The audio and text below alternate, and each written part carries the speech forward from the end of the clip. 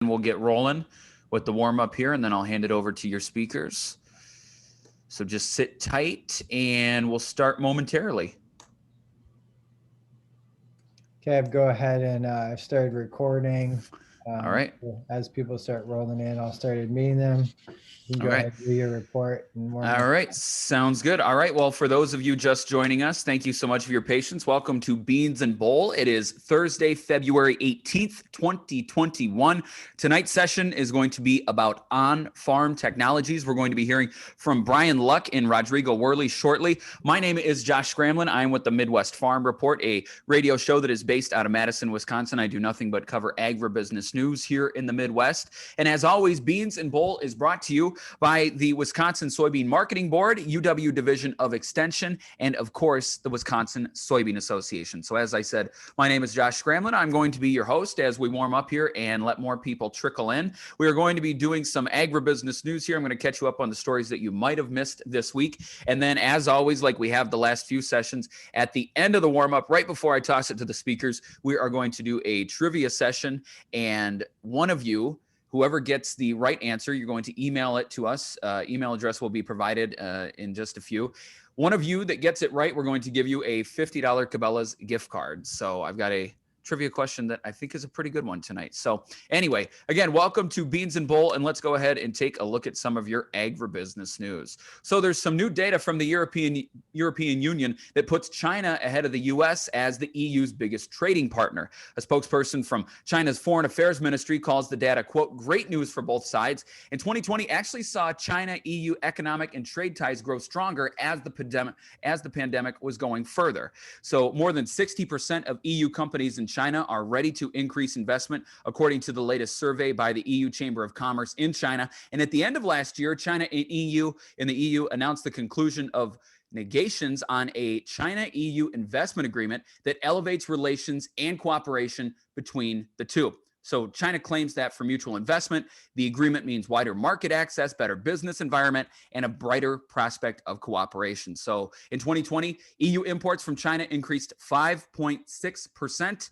while exports increased 2.2%. Now, this is really important because although the US and the UK remain EU's largest export markets, trade with both countries actually dropped significantly over the past year. For those of you that are just joining us, my name is Josh Scramlin. I'm with the Midwest Farm Report. Based out of Madison, Wisconsin, I do nothing but cover agribusiness news. Welcome to Beans and Bowl. It is Thursday, February 18th, 2021. If you're just joining us, we are in the warm-up session right now. We're going to do some agribusiness news. We're going to do some trivia in just a little bit, and then I'm going to toss it to Brian Luck and Rodrigo Werle, who are the experts that you are going to be hearing tonight. Tonight's session is about on-farm technologies, and again, trivia is right ahead. So the Department of Agriculture this week announced a new dealer statutory trust that is going to protect livestock sellers. So much like existing packer and poultry trusts, the amendment requires livestock dealers to hold all the livestock that is purchased. So if livestock has been resold, the receivables or proceeds from such sale in trust for the benefit of all unpaid cash sellers of livestock until the full payment has been received by those sellers. So this is for the livestock sellers protection. And dealers whose average annual livestock purchases do not exceed $100,000 are exempt. So these are for some of the larger sale barns out there. Livestock sellers who do not receive timely payment from a dealer may file claims on the dealer's statutory trust. So that is something that livestock marketers had been pushing for quite some time, and they finally got it just as of recent. And then also farm groups are welcoming plans by the Department of Agriculture to assist states in administering the COVID-19 vaccine. So USDA's Animal and Plant Health Inspection Service this week announced that it has deployed just about 120 employees to assist in several states. Mostly Nevada and Oklahoma, but there are other states. And the USDA employees are helping to vaccinate people at various rapid points of distribution, including mobile teams and pop-up clinics. So farm groups such as the National Pork Producers Council welcome the news from USDA, and NPPC says that declared essential by the Department of Homeland Security, hog farmers, veterinarians, livestock haulers, harvest facility employees, and other workers across the supply chain play a very vital role in food security and the rural economies, and they should get the vaccine as soon as possible. Again, if you're just joining us, my name is Josh Scramlin. This is Beans and Bowl. Tonight we're talking on-farm management with Brian Luck and Rodrigo Werle. We're going to do some trivia in just a second. I'm going to throw out a question and then an email address that you can send what you think is the right answer to. And then from all the correct answers that we get, because we normally get a few dozen, we are going to select one of the right answers, and whoever gets that will win a $50 Cabela's gift card. All right, let's do one more story and then we'll switch to trivia. So the recent run of below zero temperatures all across the country, especially in the Midwest, has been really hard on farm country, but it's also made it hard to ship commodities from farm country to their eventual destinations. Mike Steenhoek is the executive director of the Soy Transportation Coalition, and he says that the unusually long cold snap is actually slowing things down. So he said that a lot of people don't understand that the impact it has on rail efficiency. When you have snow or ice that has covered the tracks, you have to clear it, and that imposes some inefficiency on the system. But what a lot of people don't appreciate, he says, is the impact of the severe cold weather on the air braking system that trains rely on. And when the temperature does get as cold as it has been, the railroads are forced to shorten the length of their trains. So they have to maintain the same amount of locomotive power, but you can't have such a long train unit. So again, that is with the Soy Transportation Coalition. Pretty fitting thing to end on right there. Let's go ahead and do some trivia. So if you are in the lobby right now for the warm-up, you have a chance to win a $50 Cabela's gift card. So all right, there. Emma put it in the chat. Email your trivia answers to farm@midwestfarmreport.com. If you put it in the chat, we are not going to count that. You got to send it to our email address. And the trivia question this week is, you see all the license plates behind me. So I'm a geography buff, especially U.S. geography. The trivia question, what is the smallest U.S. state capital in terms of population? So not area, but the amount of people that are living in that city that is a state capital. So think about it. There's some big ones. Sometimes the largest city in the state is the state capital, like Austin, Texas, or Phoenix, Arizona, or Columbus, Ohio. I mean, even Madison, where I'm at, is just over 250,000 people. But there's one state capital where only 8,000 people call that city home. What is the city and the state? So again, I'll say that one more time. What is the smallest U.S. state capital in terms of population? If you think you have the right answer, you can email it to farm@midwestfarmreport.com. Again, that is farm@midwestfarmreport.com. And then from all the correct answers that we get, because normally a bunch of you guys do get it right, we're going to pluck one of you from the bunch, and you are going to win a $50 Cabela's gift card. Again, my name is Josh Scramlin. I'm with the Midwest Farm Report here in Madison, Wisconsin. You can hear my agribusiness reports on the radio all across the Midwest.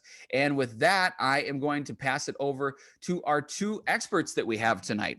So Rodrigo Werle is the Extension Cropping Systems weed scientist in the agronomy department at University of Wisconsin-Madison. And his program focuses on integrated management of troublesome weed species in Wisconsin soybean and corn production systems. So you're going to be hearing from Rodrigo in just a little bit. But first, our first speaker is Brian Luck. So Brian is the Machinery Systems and Precision Agriculture Specialist in the Biological Systems Engineering Department, also at UW-Madison. His research and extension program focuses on machinery logistics optimization, planter technologies for corn and soybean production, and machine, soil, and plant interaction in alfalfa production systems. So again, welcome to Beans and Bowl. It's February 18th, 2021. And Brian, if you can hear me, it is all you. Thanks, Josh. So let me get my screen shared here and my PowerPoint going.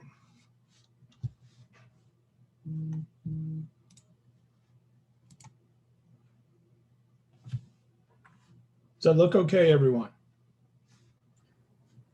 I could not see your slides. Thank you. Got it. I can now see your slides. It was doing something silly. I apologize for that. I think we're good now.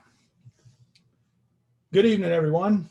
Thanks for the good introduction, Josh. Tonight, what we're going to be talking about is planter technology for optimizing seeding. So I've been here at UW for 7 years now. And a couple years ago, I had a couple of what we call farmer-led watershed groups. A few of you know of those, approached me and wanted to talk about best practices as far as planter setup and no-till situations. So what I'm going to talk to you about tonight is kind of the results of some of that work. We're winding them up and getting the publications out as we speak. So I have a few of those, and I have a couple other studies to talk about, and a few other interesting things here. But the first thing I'll kind of show you is I have a video.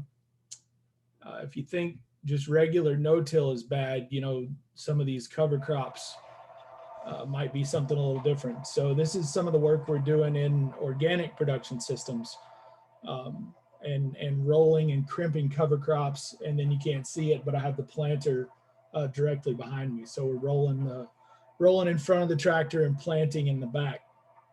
A couple of things I'll point out as a machinery guy there is I have both attachments connected as a 3-point hitch, a 3-point on the front and a 3-point on the rear. If you ever need to change your tractor tires, that's about the best way to go. If I'm not careful, I can pick the whole thing up off the ground. The other thing too is just having the ability to get enough down pressure on the row units, which we'll talk about here in a bit. Okay. Every time. So let's start talking about the closing wheel study. So we've been working on this since 2017. The actual question and funding hunt came in 2016. We've replicated this for 3 years and then took a bit of a break in 2020 as far as looking at closing wheel specific stuff, or closing wheels alone. So we had, just to give you kind of an overview of what we've done here in Wisconsin, we looked at fields in Rock, Dane, Dunn, and Marathon County in 2017.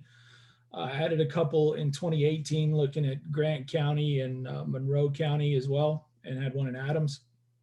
And then 2019, we did Rock, Grant, Monroe, and Marathon County.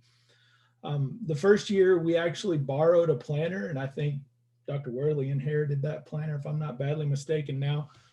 That we got our own. So in 2018, we got our own planter and started doing some hydraulic downforce stuff as well as closing wheels, and then looking into the organic no-till as well. So just to give you an idea about the 2017 study, again, we borrowed this planter at the time, and I only had one set of closing wheels for each row. So the replicated study for the 2017 was, it kind of looked like a NASCAR pit crew. We'd plant about 80-foot plots. Every time I plant these plots, I try to run them like a producer would. So it's not your typical Almaco go slow precision plant kind of thing. I back that tractor up far enough to where I can get enough head of steam to go 5 miles an hour through the plots and maintain the down pressure. So what we would do is plant a plot, raise the planter up, randomize the closing wheels across the 4 rows. My students got really good, and it kind of looked, like I said, like a NASCAR pit crew with all the impact guns and everything running in and out of there. Basically switching those around, plan it again, and move on. So if you look at the lower left here, I think I've got a laser pointer. This would have been one planter pass into corn stubble, and Dr. Werle can tell you why the dandelions didn't get taken out there. But the left closing wheel there would be the standard rubber type that comes on most planters. And then as you look across, you can sort of see the soil disturbance that each of the different wheels caused. Looking into more specifically at what the closing wheel looked like. So we wanted to make sure and cover quite a variety of field conditions, anywhere from, like these pictures show, planting green all the way to corn stubble, etc. So this field had not been sprayed out, so we planted, and then it would have been sprayed out after the fact. I believe this is in Marshfield, if I'm not badly wrong, up in Marathon County, and a little more heavier soil than we're used to down here in the southern part of the state. But we did get a couple of good pictures on sort of the job that the closing wheels were doing going through the soil there as well. So the closing wheels for this study were obviously the upper left being the standard closing wheel. And then we had sort of a tined closing wheel that had a curve to it. Some of you may know the name of that one. We had a spike closing wheel. And then we also included the paddle closing wheel. We selected those based on surveying the watershed groups and wanted to know, which wheels at the time were they most interested in kind of learning about. If you go on Google and start looking up aftermarket closing wheels now, there's a very long list to choose from as well. So we could have chosen some others, but that's how we went about it. Just surveyed the stakeholders to understand what they were interested in seeing.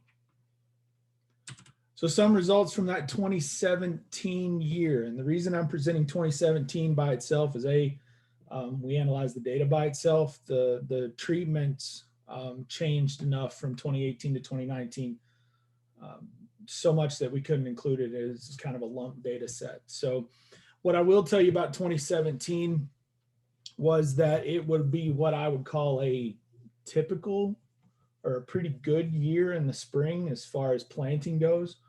And I would consider it a drier year compared to 2018 and 2019. So keep that in mind when I tell you the results here. The final emergence numbers are there.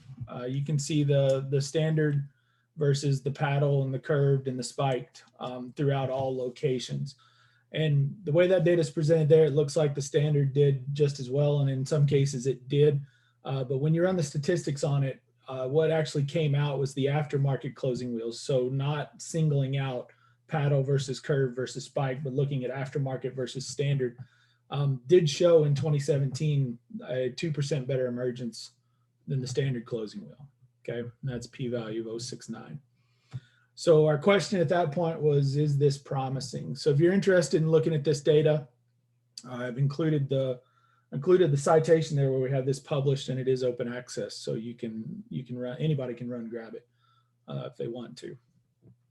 So moving on to 2018 and 2019, there's a picture of our setup, and we did a little additional testing with some starter fertilizer as well in this, but it's not included in this data. One thing I want you to kind of notice here is this is when we got our planter. Anybody that's machinery savvy in the group will and probably has heard me talk about this before, but I'll go ahead and point it out again. How I struggle here because I'm a very interactive speaker. So I'm going to ask myself a question and answer it since I don't have a good way for the audience to do it. But basically, how well do 3 points on medium to small tractors push down? And to answer my own question is not very well. So those 3-point hitches are made to lift. That's where their strongest suit in the hydraulics are. When you come to pushing down, they don't do very well. Some of the larger 3 points on the 300 horse and up machines are valved to push as well as lift, but most of the time on these smaller machines, they're not made to push. So one of the questions we kind of started asking and adding in some downforce, hydraulic downforce onto our row units was, did the tractor have enough weight to push them down properly? Short answer there, is I thought no. So I cheated a little bit. And what you're looking at, if you look closely, you can see on the planter there, right at the back, there's a good rusty color right there where the toolbar ought to be. And that toolbar is filled with 1/4-inch steel plate. So I basically have a 5,000-pound 4-row planter. Once I get that thing on the ground, then each row unit has the available mass at the toolbar to be able to apply whatever downforce that hydraulic system's trying to apply. So anytime you want to come try to move my planter, you better bring a pretty big fork truck, I guess is what I'm pointing out here.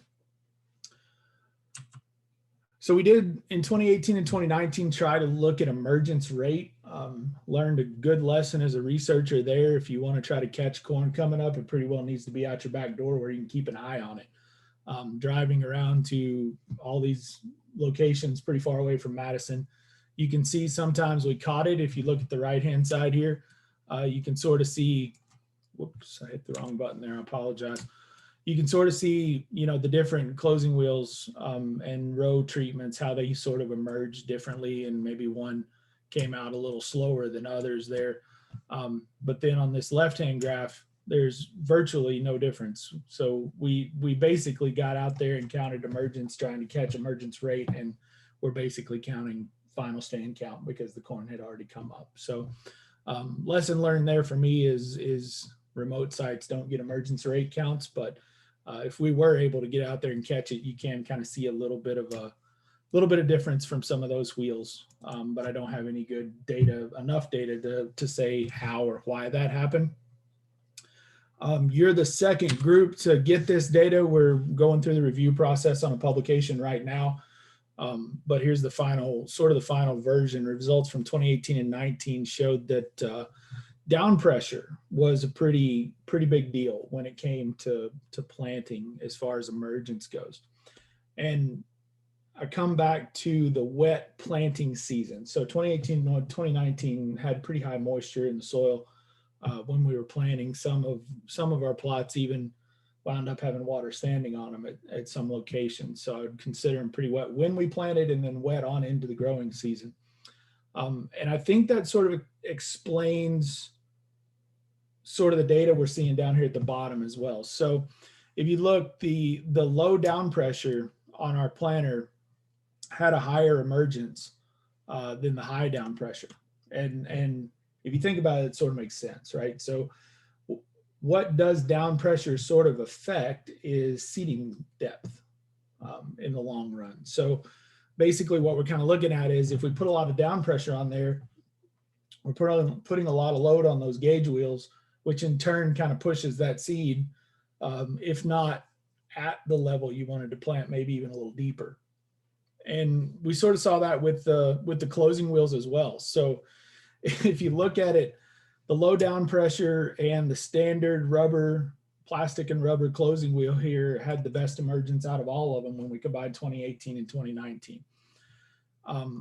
The worst emergence we showed was the high down pressure with the rubber and the plastic closing wheel, standard closing wheel.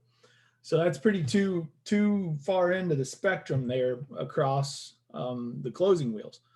But if you look at the aftermarkets, what sort of came out of that is while it didn't show us as high an emergence rate as we're seeing with the standard and the low down pressure, they're pretty well equal with high and low down pressure with the aftermarket. So not to get into a religious thing here, but those aftermarket closing wheels may have relieved a little bit of our sins as far as putting too much down pressure on our row units, and was able to kind of even out, those mistakes and allow us to achieve, again, above 91% emergence in a pretty wet year. So not that I'm necessarily a closing wheel salesperson. Don't take it as you have to have them. They definitely, you don't. But if you do invest in them and you set them up properly, they can sort of help you out as far as getting the plants out of the ground in maybe adverse conditions. Okay. So to kind of sum up the closing wheel stuff here quickly, we got 2% better emergence with the aftermarket closing wheels in 2017. The standard closing wheel outperformed aftermarket in 2018 and 2019. Again, the wet year. We're seeing that, soil type absolutely has an effect on how these things perform. So heavier soils tend to require more aggressive closing wheels, and soil moisture plays a role in performance. The best recommendation I can make to you when you're setting up your planter is to get out and check. Pull it at speed for a little ways within the fields and get out and make sure it's doing what you want. Dig the seed, all of that fun stuff, and do that kind of several times to make sure as soil conditions change, they dry out during the day, or you're going through different soil types, you want to make sure that you got it set up correctly. As far as closing wheels, if you have the opportunity to get a couple and get your hands on them and put them on a planter and give them a try, I'd say that's my first recommendation. Put a row or two that you're interested in an aftermarket closing wheel and set it up and pull it through the field before you make a full planter worth of investment. The other thing I would say is using a half planter, doing a standard closing wheel on one side and an aftermarket on the other might provide enough tillage and sidewall compaction and elimination to get those plants out of the ground as well. So that's something you consider and would be a less of an investment cost in that technology. So I spent a little time talking about Downforce. I want to spend a little more because I think it's pretty important, and it's one of those new sort of newish techs that we have on the market. So why do we want to have active Downforce systems on our planter? And depending on soil types, we might have a little trouble getting consistent down pressure. Again, when we talk about down pressure, there's quite a few things we can discuss. The one thing is planting depth. I already mentioned that, and I'll stick to that, is to make sure we hit the depth that we want to achieve for our seed placement. The other thing to talk about, and I won't get into it too much during this talk, but just something to consider is one of the terminologies that we're trying to define in the planting, for lack of a better word, engineering planting community, is the ride of that row unit. So not only with if we have springs and downforce on that row unit, there's still a chance that it could bounce. We've all hit stones in the field and things along those lines, see those row units just pop out of the ground. And the question is, how well does that get back down, get back to depth, and settle into planting like it ought to be?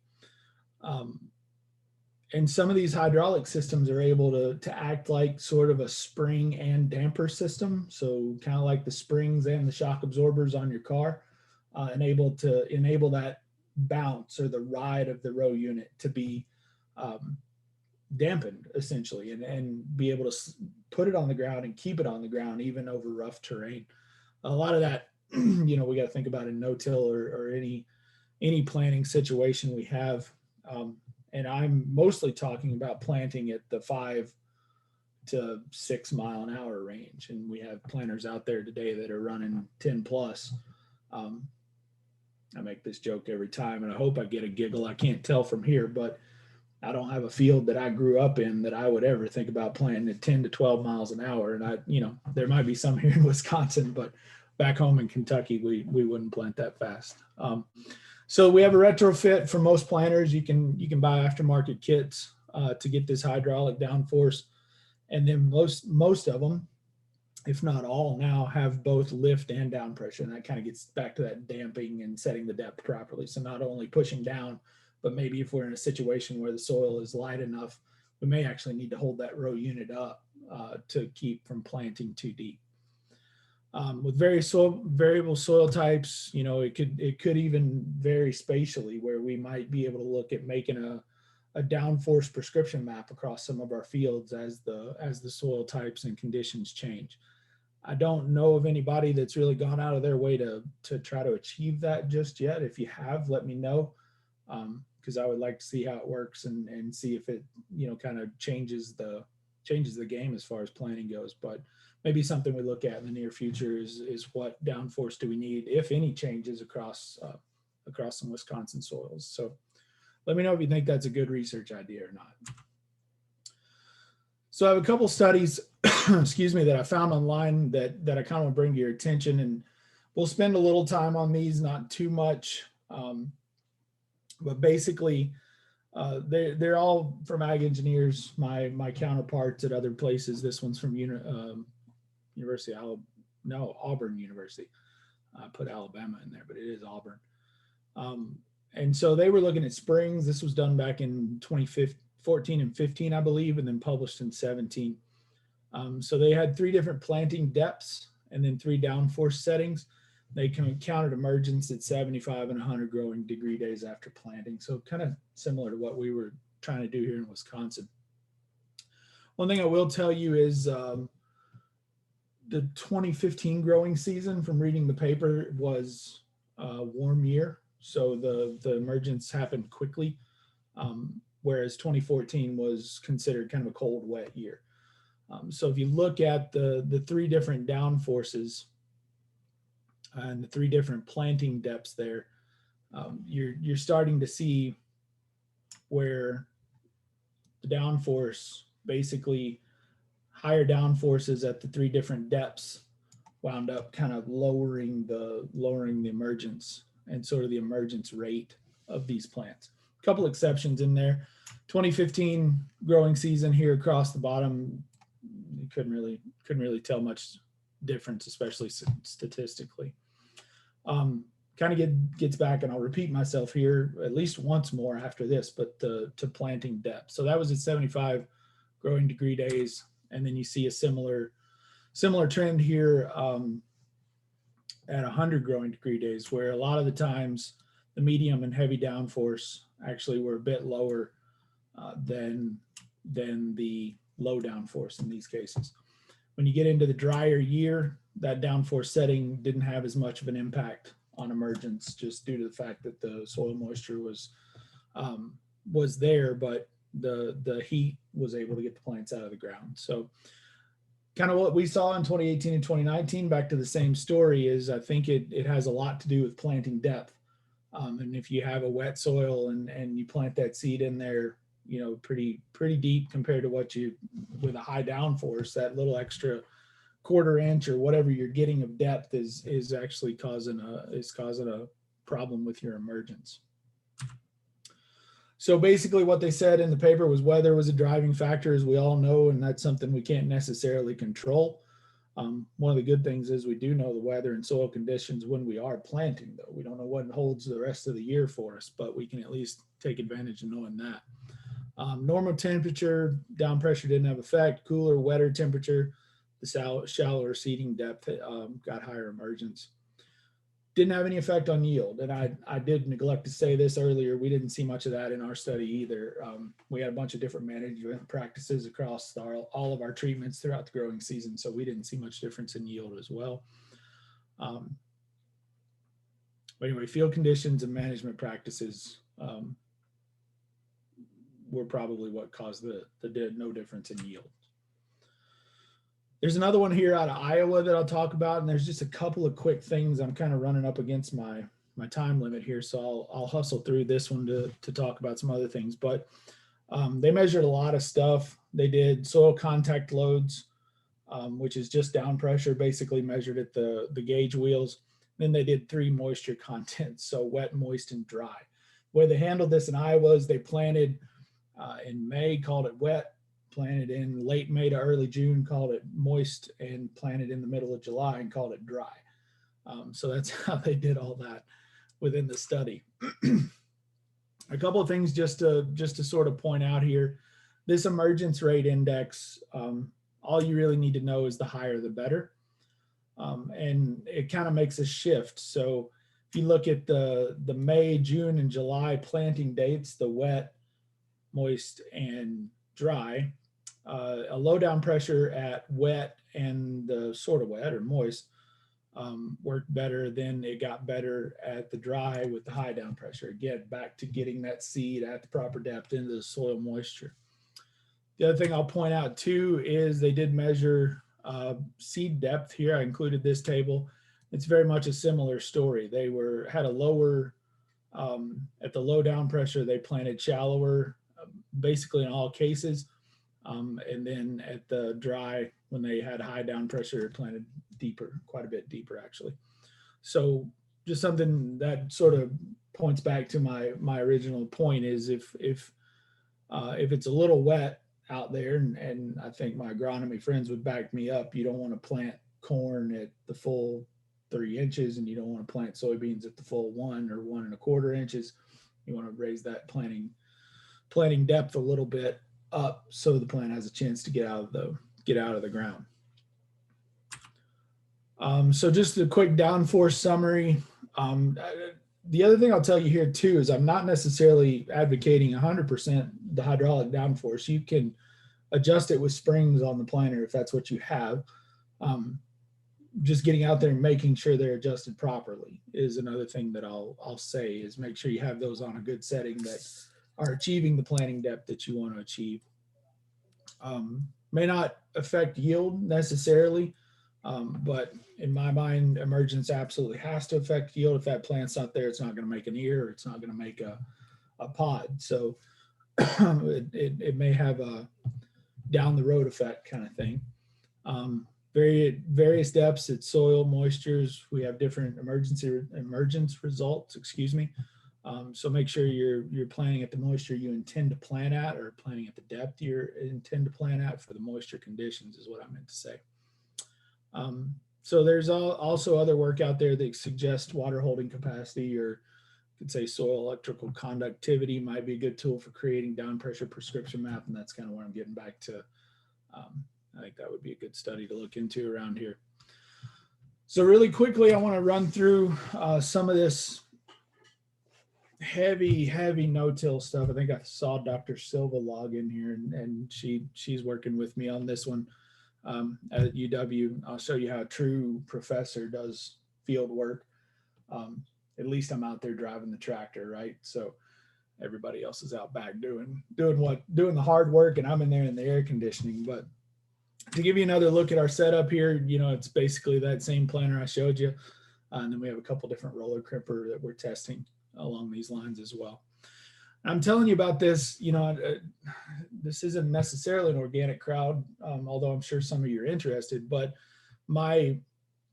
some of my goal with this research is, we're starting to deal with herbicide resistant weeds, which I'm sure Rodrigo has talked to you about, if not going to talk about tonight. And one of the opportunities I see that we may be able to implement is some of this weed suppression stuff with cover crops. So just to let you know that we're out there kind of already working on it and figuring out the best ways to get the seed in the ground at the depth we want. And we have a few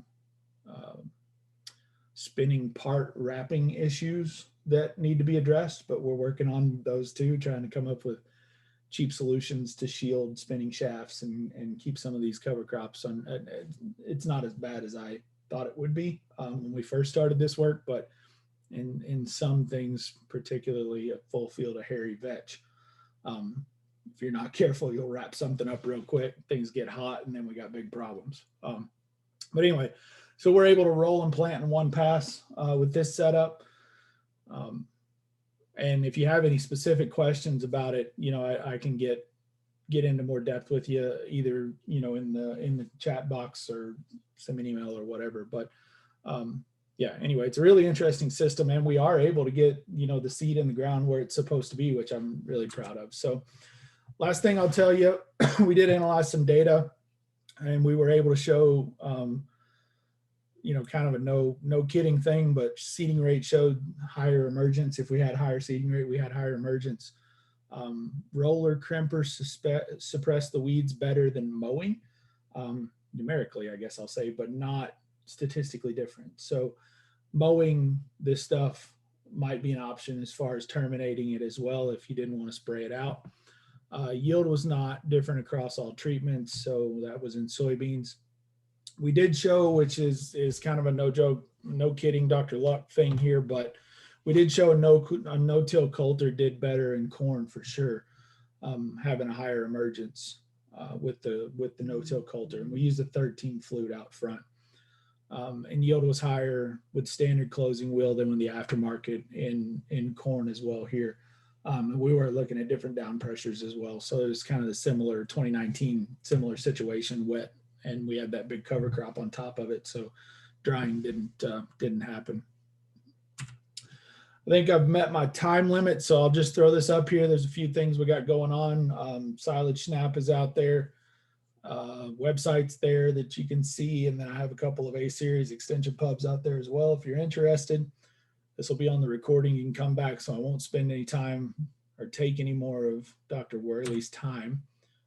With that, Emma, I will take any questions that may have come up. All right, well, I'm going to give people another second to get their questions in, but I have one that I was thinking about during your, I think it was one of the first studies you presented about those different closing wheels. Yes, ma'am. And you suggested that changing out your closing wheels on half the planter at a time might provide some tillage benefits. Would you recommend putting those aftermarket closing wheels every other row unit, or going halvesies? Yeah, so that's a great question. Just to repeat, so I think I understand, you're thinking of the closing wheels as doing a little bit of tillage within the field and just doing every other row as opposed to half on each row. So I could have missed. Go ahead. Sorry. Yeah, that was what I was asking. Okay. Yeah, so if you look at how these closing wheels work, both the wheels push like this, right? On each row unit, there's two.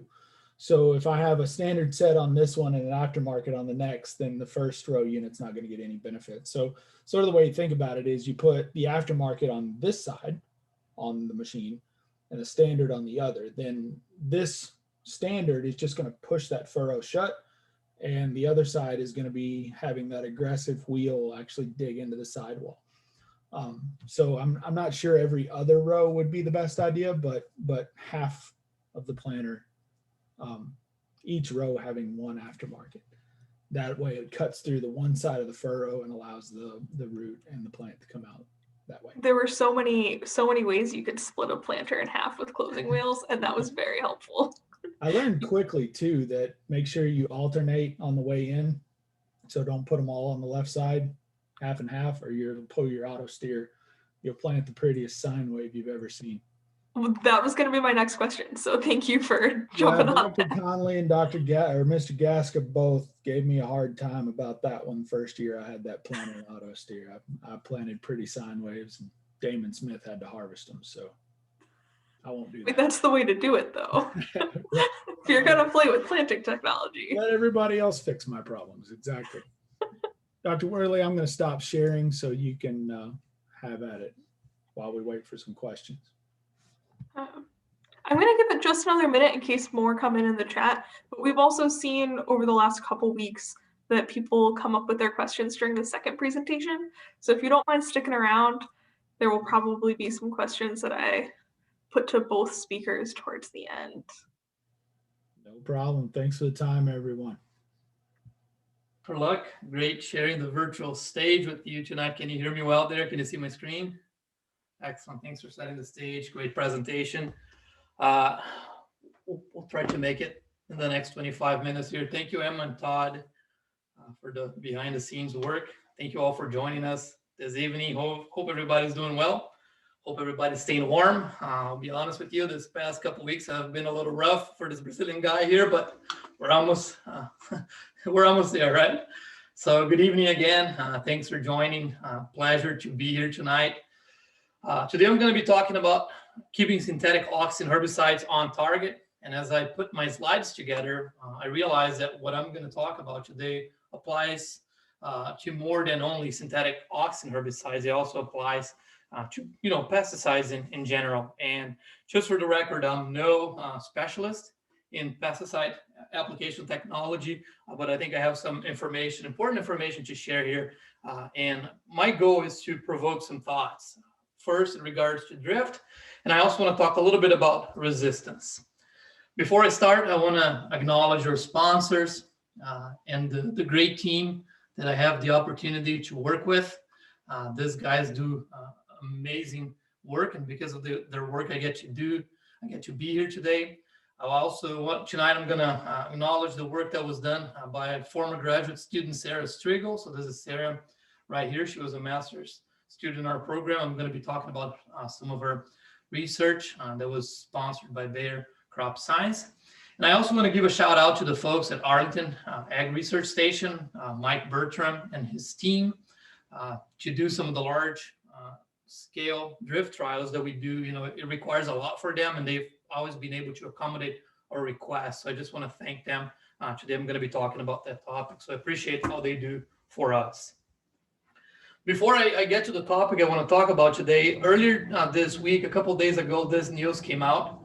Some of you have probably seen it. Okay, and this to me is really, really bad news. So this is out at the University of Arkansas. Professor Tom Barber and colleagues, they just reported the first case of Palmer amaranth resistant to glufosinate. So this is the first case here. In their words, this finding will represent the first documented case of broadleaf resistance to glufosinate herbicide in the world. Okay, here is 32 fluid ounces of Liberty. This is a standard rate post-emergence in Palmer pigweed. This is bad news. Last year, colleagues from University of Tennessee also found Palmer resistant to dicamba. Okay, so a couple bad news there to start our night. Why is that relevant to us? One, Palmer amaranth is closely related to water hemp. So what happens to palmer, it's also very likely to happen with water hemp, which is the main weed we're dealing with here in Wisconsin. Second, we have a, I don't have to tell you all this. We have a strong dairy industry in our state. Cottonseed is commonly used as a source of feed for our dairy here in the state. So these are a couple pictures, images from Twitter from this year, a couple of visits that we had. This one in Southwest Wisconsin with Josh Camps, extension educator, and this one here actually in Columbia County. These are Palmer amaranth plants that I'm holding here. We confirmed it was Palmer cornfield. We checked the operation here is cotton seed. Okay, so there's that linkage. And on this side, this one here is quite neat. The bunker where the cotton seeds are stored about 10 feet away, you have Palmer amaranth plants growing and cotton plants growing. Okay, so that's why I'm really concerned. It's something we should be on the lookout for. All right, changing topics. This week, we are attending the WSSA meetings, or the Weed Science Society of America annual conference, all from my basement here. So this entire week watching talks and great presentations here via Zoom. And then the one takeaway that I'm having from this meeting here is because of all this resistance to the post-emergence herbicides options that we have, this system here seems quite promising. And I'm really glad that Dr. Luck already talked about it. They are investigating with Dr. Silva. They're looking at organic systems, but what he just described there is very relevant to our conventional systems. Okay, and this is what we did in Arlington. You require some adjustments from our conventional ways of growing soybeans. But what this is high biomass cereal rye terminated at planting or after planting. Whenever you reach the amount of biomass you want to see, combined with an effective pre-emerge herbicide program. This is working in our plots here for pigweed control, and Wisconsin is working in other states south of us, and is working down south. So there's been some great work that's coming out at the University of Georgia showing the similar results. High biomass cover crops combined with an effective pre-emerge herbicide with 2 modes of action.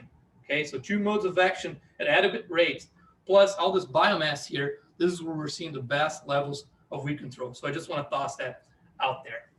Now I want to get into the topic that I'm going to be discussing tonight, which is drift. It's amazing, how much technology has advanced over this past 50 years. So this is a John Deere unit, a popular unit in the 1970s, and this is where we're at. So we have technology in our hands. It's amazing how much it has advanced. However, even with the best technology out there, okay, we still need to be mindful of weather conditions and how we spray to minimize off-target movement. So I'm going to be referring to this publication here for the next couple minutes. I believe Emma has shared it in the chat, so you have access to it. This is a publication that was originally put together by Richard Pruce with the NPM and my predecessor, Dr. Chris Borboom. Okay, so this is an older publication that we updated in 2018 after the Xtend technology became available, and now we started using dicamba in soybeans. But what it does, it talks about soybean injury from dicamba and describes the main ways you can have that, and 3 of them are through drift, which is what I'm going to focus on today. First one, spray particle drift. Right, there's ways we can manage that. Proper nozzle selection, that's the number 1. Adjust that boom height, drop that boom low, and avoid spraying when it's windy.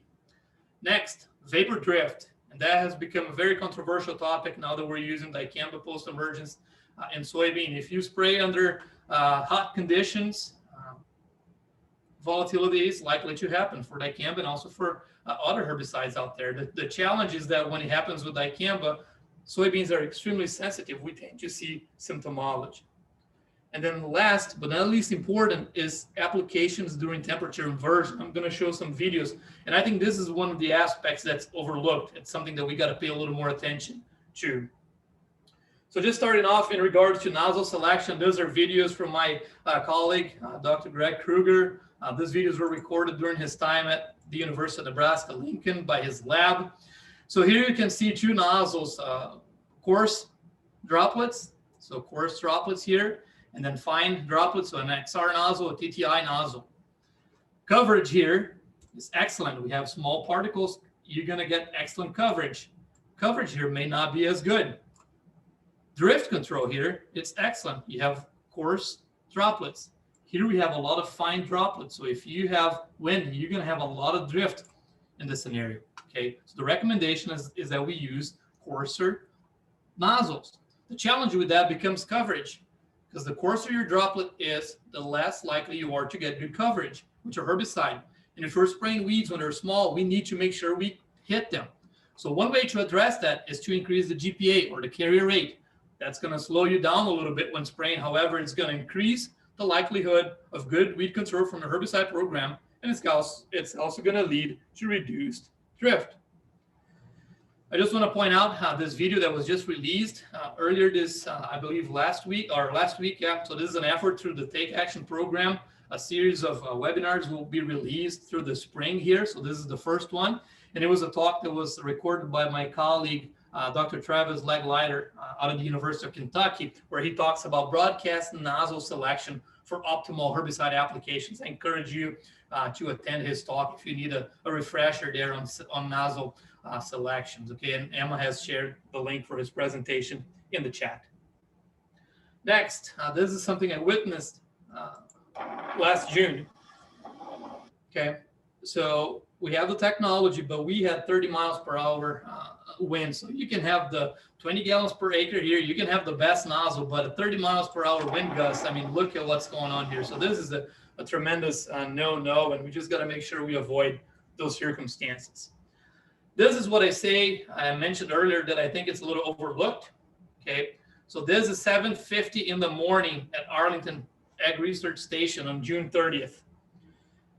We were waiting to spray our drift trial, but there was no wind. It was about 1.5 mile per hour wind. Okay, so just watch what's going to happen with the smoke here. So there is no wind.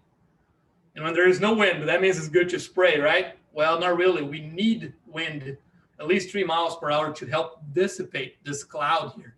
If you don't have that, this is what you end up with. See all that smoke? That was supposed to be moving upwards and downwards. It's just not moving. It's sitting there. So if you're spraying, okay, there's no wind, I'm going to go ahead and spray. This is what's happening. We have this layer here, this inversion layer. And this is at the tail end of a big inversion that happened the night prior. See, you're spraying here. All your small fines are going to get trapped. And then any breeze is going to carry that down wherever that breeze is going to take this cloud. And if, let's say, you just so happen that you sprayed dicamba, if you have small particles and if you have vapor trapped in this cloud here, it's going to cause symptomology the direction it moves. And that's why we need to be mindful of inversions and avoid spraying under such conditions. And that's not only for dicamba, it's all for all pesticides out there. And then just to use an example here, this is a Lumax EZ label. Okay, a herbicide is commonly used in corn here in Wisconsin and across the Midwest. Just using it as an example, the label says it. Do not apply when the wind speed is greater than 10 miles per hour. Okay, so that scenario, the video I showed, that's a big no-no. Or during periods of temperature inversion. So avoid those periods. Here's a soybean herbicide that's commonly used in the state of Wisconsin, Authority First. And I really like the wording in the label here. I'm short on time, so I'm not going to read it to you, but I encourage you to take a look. I really like how they describe, the inversion. So the first thing, again, stay between 3 and 10 miles per hour. Okay. Applicators should be familiar with the local wind patterns so they understand the risk for drift. Temperature and humidity. So if it's really dry, they recommend you to adjust your droplet size to minimize droplet evaporation. I think that's pretty neat. And then temperature inversions. Do not apply Authority First herbicide during an inversion because the drift potential is high. And then here they describe, what is an inversion. So pretty much if you're driving down the county road there and you see that all that dust hanging, that's a good sign of inversion. So this past year, we're working together with scientists all over the United States. There's a major effort for understanding pesticide off-target movement, and we joined the group last year. And what we did at Arlington, we established a weather station, a very expensive weather station. Credit to Sarah Striegel. She was the one leading this effort here with assistance of Ryan DeWerth and Nick Arneson in our program. So they established this weather station. We collected the data throughout the herbicide application season here in our state. And then we sent all the data to Dr. Mandy Bish down at the University of Missouri. And I just got this slide. okay, from her. And this is the first time I presented. So in June 20th, she detected 10 evenings with inversions. In July, she detected 22 evenings with inversions. So what is an inversion again? An inversion is when you have cooler air temperatures down below here and then warm temperatures up here. Under normal conditions, here should be warm, and then on top here should be cooler. Cooler air is denser, it moves down. So then it keeps moving around, and that's good for spraying. Under an inversion, the heavier air, the cooler air is down here, the lighter air, it's up there. So it's not mixing, and that's what generates the problem. And in July here in Wisconsin, 2/3 of the evenings, we had inversions, and they typically started at 7:40 in July. They started at 7:50 in June, and then they ended at 6:18 in June a.m., and then they ended at about 7 in the morning in July. Okay, so again, they tend to start in the evening, and then they go away early in the morning. So just be mindful of that. Why is that relevant? Well, there's a lot of our producers out there. This is the trait pipeline. We have glyphosate resistance in our water hemp. We have ALS resistance in our water hemp. We have PPO resistance in our water hemp now. Felipe's data supports that. So our farmers are selecting some of the traits that allow them the ability of choose their post program. And for the remaining of my talk here, I'm going to talk about our comparisons between drift of 2,4-D choline in the Enlist technology and then dicamba in the Extend Flax or the Extend soybeans. So for the studies here, these are large-scale drift studies that I'm going to talk first. This is one of our fields at Arlington that I was indicating that Mike and his team allow us to work with. So what we do, we plant the beans, and then in the center, 7 acres, we plant our trait of interest, whether it's Extend if we're studying dicamba, or Enlist if we're studying 2,4-D choline. When the beans are getting close to the cutoff for application, which now for dicamba is June 30th, we come and we spray. And then we watch what the wind is doing to us, and then we put this tarps. And this tarps is just to protect some of the soybeans during the application. Here I'm just going to play a quick video. This is just one of the dicamba trials, 45-foot sprayer that's being run by Ryan Dwarf here. And here you see the tan. So this is our Extend block. So right here we have our Extend block. This is Ryan's last pass. And then the wind is blowing this direction. And I'm going to show you some pictures a little bit on what this area looked like. All right, starting with some of the pictures. There's 22 days after that application. These are actually pictures from 18. This is the upwind side here. So the non-Extend beans, no symptomology. Everything looks fine. Again, this is my Extend block. This is the downwind, okay? So just crossing here, our Extend block. Oops, sorry. And this is our non-Extend block. I just want to remind folks that this was not a labeled application. The label clearly states if sensitive crops are downwind, this herbicide should not be sprayed. So was this corn up right here, we would have been fine, okay? But that was not the scenario. So this was an off-label application. We did it because we wanted to study it, but this is something you all should be considering if you're planning to spray dicamba, post-emergence, and Extend beans. You know, what's downwind when you have, you know, in your area there, what's the predominant wind direction? Are you going to have corn? What are you going to have downwind? This is the Enlist trial. Okay, so the situation is a little bit different. This is the area that got treated with 2,4-D choline, picture taken 16 days afterwards. The downwind here, that when we sprayed this trial, the wind was blowing west. Okay, we see no symptomology other than this first row that got directly exposed. So this is one of the major differences between the two traits or the two technologies. Non-Enlist soybeans are listed as compatible with Enlist. So this was a legal application. You could do it. Ideally, it would be nice if you could avoid it, okay? But you can technically do it. Soybeans are a lot less sensitive to 2,4-D than they are to dicamba, and that's why we see no symptomology here.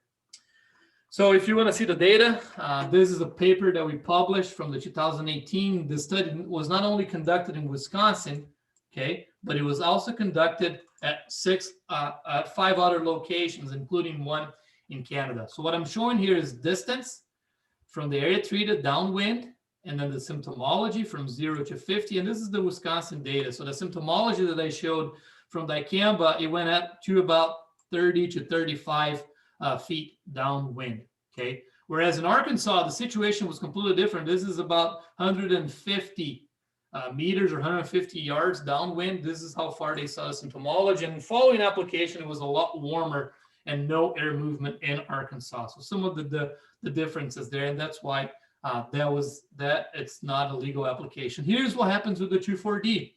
Okay, and these are 2 years of data from Arlington, 2019, and we replicated the study. We see no symptomology downwind, and that's why the label allows for such application. So it's okay to have non-enlist soybeans downwind.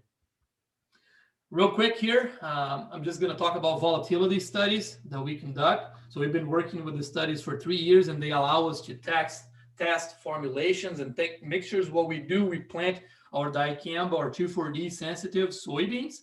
Okay, so we have 2 rows of soybeans underneath this hoop house. This hoop house is 20 feet long. Okay, we put them the night prior to establishment of the study. We spray our treatments to soil flats, and then we bring these flats underneath this hoop house, and we leave those flats in there for 48 hours.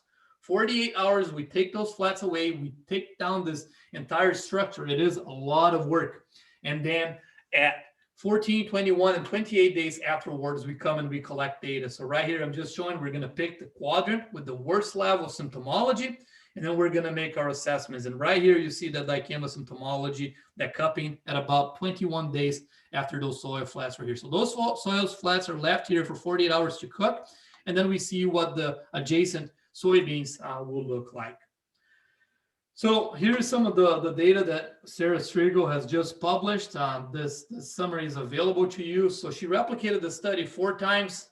She wanted to compare status, which is dicamba that we use in corn, extended max, which is dicamba that we use in soybeans, and the 2,4-D choline. So 2,4-D choline is the dark gray. Status herbicide, dicamba here.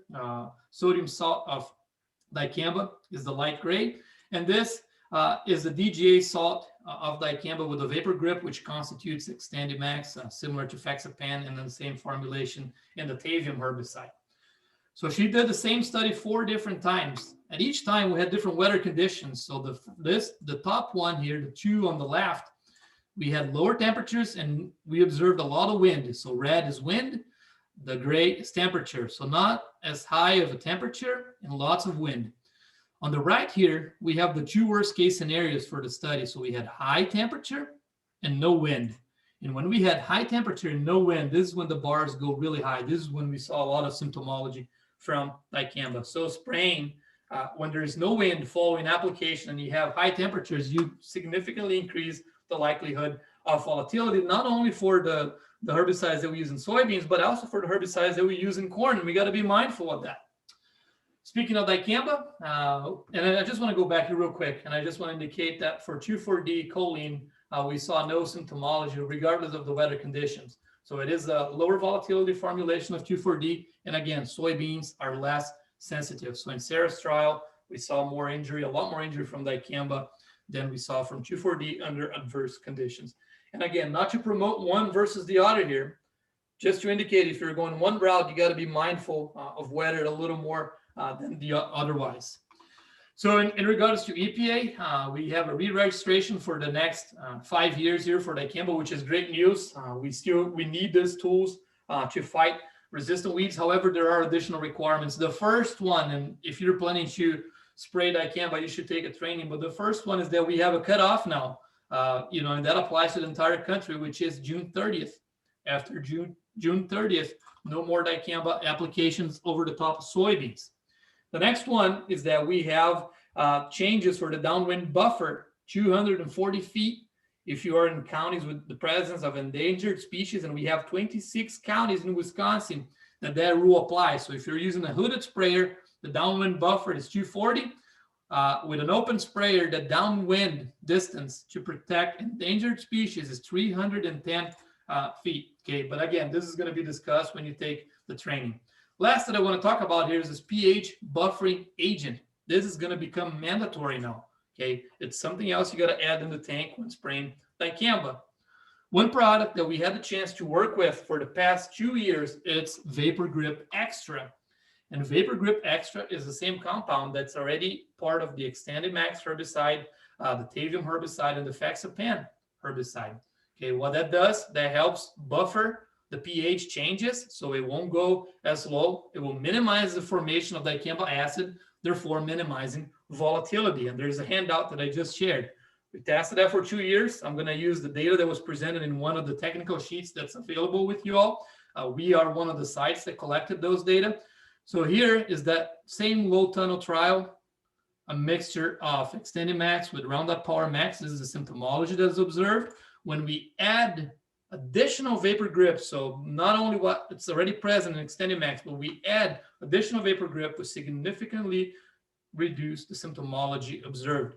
We collect air samples, and the air samples match our visual observation. So this pH buffering agents are really helpful.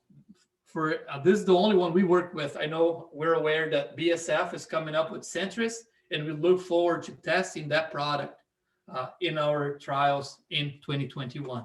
Okay. So with that, I just want to wrap things up here. Back to that video that I showed. It's important that we keep our pesticides on target, proper technology, but also respecting and understanding the weather and how that may impact drift. And then some of the directions that we're headed with our program here. We did some drift trials with Kruger's lab. They came here and we did his hooded sprayer trials.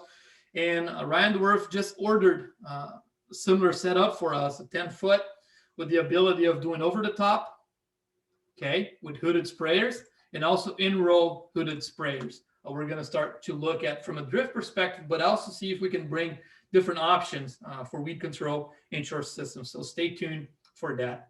With that, I want to thank you all, and we'll entertain any questions. You all have a great night, and thanks again for joining. And I'll put this slide right here. All right, and that is the CCA number QR code. If you don't have the CCA app, you can also put your CCA number in the chat. If you have the app, you do not need to also give us your CCA number in the chat. It's an either or kind of thing. And I do already have a few questions trickling in. I think this one is for you, Dr. Luck. I've got a question here from Josh. Besides soil moisture evaluation by feel, what tools are available to help determine if soil planting conditions are optimum? I use my pocket knife, but I'm really hoping you have like a more scientific option for us here. Yeah, that's a great question. And honestly, for an engineer, I don't really have a good answer, honestly. The one thing that pops to mind is these soil moisture meters, and they're becoming cheaper every day. They're basically two metal spikes you push in the ground, and you can kind of get an idea of what that is. But I couldn't tell you off the top of my head what number to look for. I would have to defer to some of my soil science or agronomy colleagues to say what that is. But at least the way we used to do it is we'd dig the 3 inches or 1 inch down and make sure there's moisture there. If there's moisture there, send it. Seed to soil contact is predominantly what you're trying to achieve, but there has to be moisture there for that seed to germinate as well. But yeah, if you could look into the moisture meters, they're pretty slick little tools. You can spend it's like anything else. You can spend as much money as you want to on that, though. With the soil moisture meters, do you know if the number you're looking for changes based on soil texture at all? I would assume so. I would assume it would, but I don't know for sure, Emma. It's a great That question. was my assumption too. I didn't know if you had any more information on I haven't that. worked with them much. All right. Well, that is something cool to look into. And I have a question here for you, Dr. Werle. Did you take drift damaged soybeans to yield? And if so, what was the difference? That was a question from Nancy in the chat. Thank you, Emma. Thank you, Nancy, for the question. That's a question I get all the time when I present this data. So yes, we did in 18 and 2019. Ryan, in our program, he harvested several strips on the downwind side and also on the upwind side. Long story short, we did not see an yield reduction. However, I just want to point out that drift happened with soybeans. We're still at the V5, V6, so before flowering. Okay, and what this research has shown that yield decreases are likely to happen when drift takes place in soybeans that are in the flowering stage. So again, we didn't see a yield decrease. The symptomology wasn't pretty, but again, the beans were at vegetative stages when the drift happens? Great question. Thanks. Well, the chat is pretty quiet. I'm going to give people another minute or two to get some questions in. We have another one here from Josh. But before I read it, I wanted to mention that we do have one more session coming up next week, and you can register for it at the badgerbean.com website. It is about marketing corn and managing corn and beans. I've got one more question here from Josh. Is there any opportunity to promote pigweed sterility in our crop fields? Hey, Josh, that's a great question. Actually, scientists at the University of Illinois are looking into that. Okay, so it is something folks are investigating. It's got potential. The problem is that pigweeds are so prolific and so genetic diverse that, in theory, it sounds great. In the practicality of it, I don't know how well that would work. Folks are definitely looking into it.